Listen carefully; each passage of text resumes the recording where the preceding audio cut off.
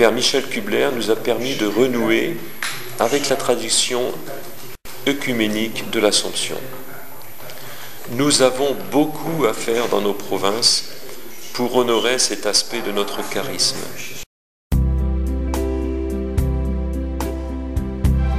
A été l'occasion aussi d'évoquer un petit peu l'œcuménisme à l'Assomption, parce que c'est une grande tradition de notre congrégation.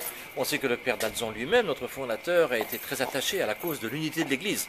Alors il l'était de manière un peu particulière, qui tenait à son époque, évidemment. Au XIXe siècle, les catholiques considéraient généralement que l'unité avec les chrétiens protestants ou orthodoxes devait se faire par leur retour à l'Église catholique, c'est-à-dire surtout à l'autorité du pape, à la communion avec le siège de Pierre.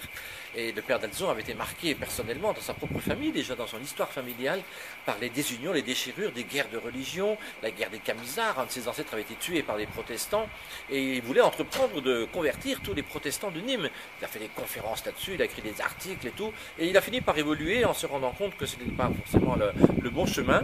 Et puis surtout, il doutait un petit peu de l'avenir du protestantisme. Et c'est à ce moment-là qu'est survenu l'appel du pape Pie IX, le 3 juin 1862, pour bénir ses œuvres d'Orient et d'Occident, et où il l'a envoyé donc pour résorber le schisme entre l'orthodoxie et le catholicisme. Et c'est à partir de ce moment-là que les assomptionnistes se sont investis beaucoup plus dans le dialogue avec l'Orient chrétien. Alors évidemment, aujourd'hui, on n'est plus dans la mentalité qu'on appelait unioniste de l'époque du Père d'Alzon, où il s'agissait de rendre tous les autres non plus différents, mais semblables à nous-mêmes.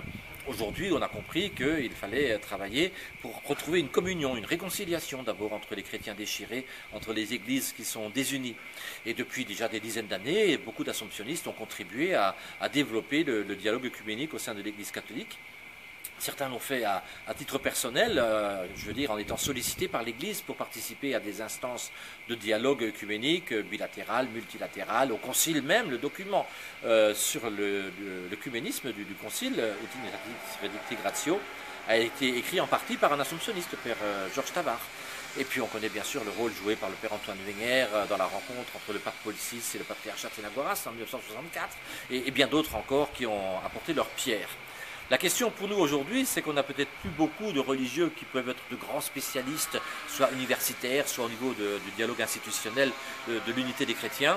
Mais c'est peut-être le moment pour que tous les religieux assomptionnistes, pour que toutes les communautés, toutes les provinces de la congrégation se mobilisent pour faire du dialogue œcuménique là où il est à leur portée, et c'est-à-dire à la portée de chacun de nous. Que ce soit le dialogue de la vie quotidienne, parce que pratiquement tous, nous avons dans notre entourage, dans notre environnement, des chrétiens protestants, orthodoxes, anglicans, évangéliques, que sais-je encore, que nous pouvons mieux connaître et dont nous avons aussi à découvrir des choses. Je crois que la pointe de l'œcuménisme, c'est bien sûr de refaire l'unité institutionnelle des chrétiens, mais c'est surtout de s'apporter les richesses dont la grâce de Dieu nous a fait profiter dans nos traditions respectives, échanger les dons, comme disait Jean-Paul II, entre nous, pour que nous soyons tous pleinement chrétiens, car il faut prendre conscience vraiment profondément qu'on ne peut pas être chrétien tout seul et qu'on ne peut pas avoir à soi seul, dans une seule église, toute la tradition, toute la richesse, toute la plénitude du don de Dieu.